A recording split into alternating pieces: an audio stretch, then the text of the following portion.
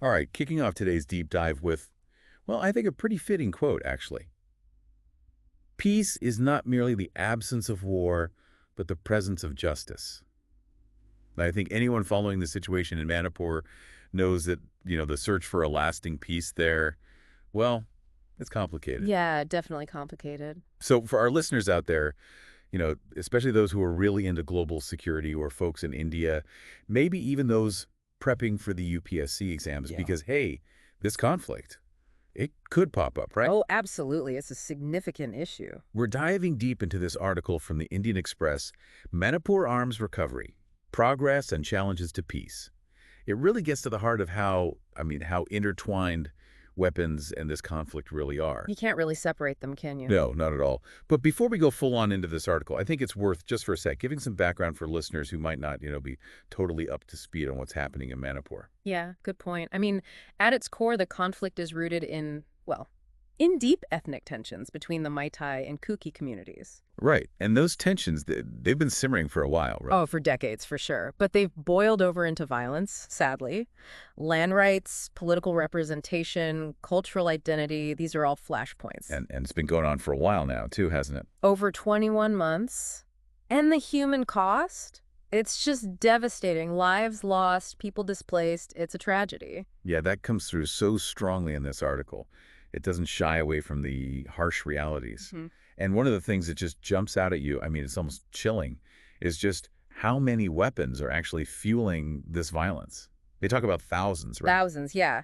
And not just, small arms, we're talking assault rifles. Seriously. It's a real arms race, unfortunately. And of course, Manipur's location doesn't help. Right, that border with Myanmar. The article mentions that specifically, how that makes things even more difficult. Oh, absolutely. That long mountainous border, it's porous. It's incredibly hard to control what crosses it. Goods, people, and yeah, sadly, weapons. In Myanmar itself, it's kind of an arms hub, isn't it? Sadly, yeah. Their own internal conflicts, a thriving black market. I mean, weapons are readily available. And I imagine that makes it way too easy for those weapons to end up in the wrong hands in Manipur. Exactly. And that's part of why this conflict has been able to spread. It's not just contained to those initial hotspots anymore. It's created this widespread sense of insecurity for everyone. It's scary to think about. It really is. But there are some glimmers of hope in this article, too. Didn't the governor, Ajay Kumar Bala, make an appeal to these armed groups to surrender their weapons? He did. And what's interesting is it's had some success. Real. It seems that, combining that appeal with a genuine commitment to peace talks, it's led to some, I wouldn't say breakthroughs, but definitely steps in the right direction. So people are actually surrendering weapons. They are. One of the most significant was the Arambai Tengal, a Mighty group. They surrendered a pretty big cache of weapons. A symbolic gesture for sure, but a powerful one. It makes you wonder, though, have there been other attempts to get these groups to disarm in the past? Oh, definitely. There was this initiative back in June 2023, I think it was, where they set up these drop boxes. Drop boxes, like for weapons. Yeah, exactly. People could just anonymously drop off weapons, no questions asked. And, it had some success. But not enough to make a real dent, I guess. Right. The numbers were pretty low, actually. And, there was a report, it came out in September 2024 from the security advisor, and it revealed that only about 1,200 weapons had been recovered out of an estimated 6,000 that were looted. Wow, it's a huge gap. So, even with these recent surrenders, it's clear there's still a long way to go. For sure. But, even if they get all the weapons back, it feels like that's only part of the solution, right? Absolutely. Disarming these militias is crucial, but it can't be the only focus. If you really want lasting peace, you have to address the root causes of this conflict. The land disputes, the political issues, all of that. Exactly. Inclusive dialogue, real reconciliation efforts, these are essential. And of course, there's that whole issue of the arms flow from Myanmar. So basically, a lot of challenges still ahead. Yeah. But there's this sliver of hope here. You think so? I do.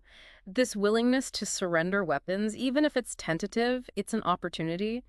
The Indian government, they're in a position to seize this moment. They can support these peace initiatives, mediate between the communities, invest in long-term solutions that actually get at the root of the problem. And what about the international community? Can they do anything? Oh, for sure. Supporting those peace efforts, promoting dialogue, and, tackling arms trafficking in the region, that's all crucial. So it's complex, obviously. Very. But it's not entirely hopeless.